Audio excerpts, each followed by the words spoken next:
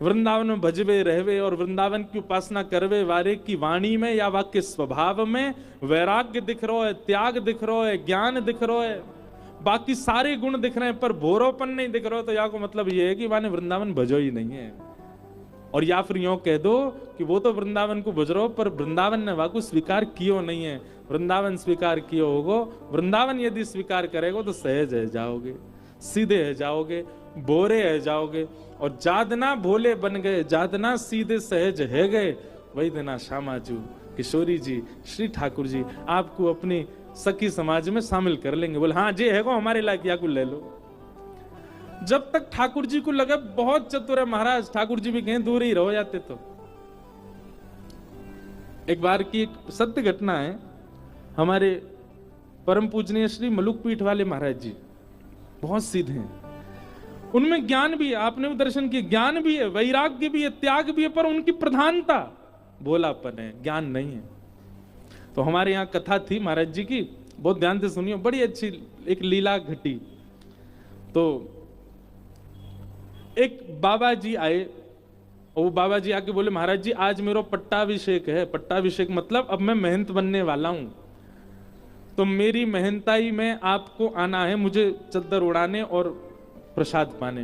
महाराज जी बोले ठीक है, हम कथा कर रहे हैं ठाकुर जी के यहाँ और फिर इंद्रेश जी हमको लेके आएंगे। महाराज जी ने मुझसे कही इंद्रेश जी कथा पूरी होती है वो महाराज जी के यहाँ जाएंगे, उनका पट्टाभिषेक है। मैंने कहा जी महाराज जी। उस दिन था नंदोत्सव, दोपहर 3 बजे कथा प्रारंभ हुई और रात्रि 1 बजे विश्राम हुई। रात के 1 बज गए, दिसंबर का महीना, भयंकर कोहरा। तो मैं गाड़ी चला रहा, कोहरे में आगे दिखे नहीं, तो मां मलुक पीठ जहां महाराज जी उसके बगल में ही स्थान था, वहीं पर ही वो महंताई हुई थी। तो जैसे ही हम मलुक पीठ पहुंचे, तो मलुक पीठ पहुंचे हम 2:30 बजे रात में, कोहरे के कारण। तो 2:30 बजे मैंने कहा महाराज जी अब चलें कक्ष में, आप भी विश्राम करो। नहीं वो महंत जी के यहाँ जाना है। मैंने महाराज जी 2:30 बज रहे हैं रात के। नहीं उन्होंने प्रसाद रखा होगा हमारे लिए। महाराज जी हाथ पकड़ के गोपीनाथ बाजार की गलियों में ले गए और जहां वो पट्टाभिषेक हुआ द्वार वार सब बंद हैं। महाराज जी खड़े, हम खड़े हैं, 2-3 और लोग खड़े हैं और महाराज जी बाहर से कह रहे सीताराम, अरे पूरी सब्जी है क्या? मैंने महाराज जी 2:30 बज रहे रात के। महाराज जी बोले नहीं उन्होंने रखा होगा हमारे लिए, आप थोड़ा गेट खटखटाओ। हमने खटखटाया, संघ वालों ने और जोर से खटखटाया, एक आए उसने बहुत जोर से खटखटाया, भीतर से बाबा ने दी गालियां, महाराज कौन है रात में आ गया आश्रम में और ये कोई रात में आने का समय, भागो यहां से। अरे महाराज जी बोले अरे हम आए हैं। बोले कौन हम आए हैं?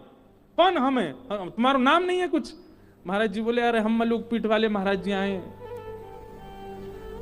तुरंत उन्होंने द्वार खोला। अरे महाराज जी हम तो गलती हो गई चरणों। बोले हमारे लिए पूड़ी बचाई आपने? महाराज जी भंडारा तो सब चट हो गया। बोले कोई बात नहीं, कुछ तो होगा।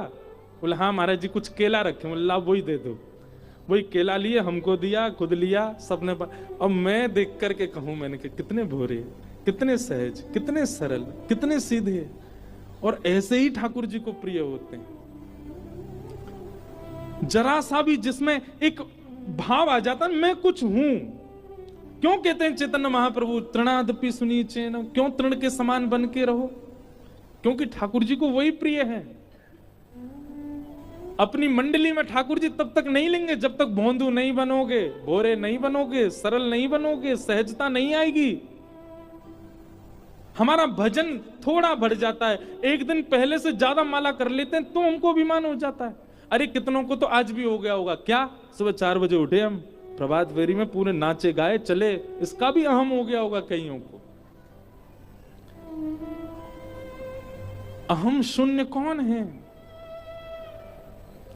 अहम शून्य ही ठाकुर जी स्वीकार करते हैं, और अहम शून्य बनना है हमारी श्री जी को नाम रटो, हमारी किशोरी जी को जपो।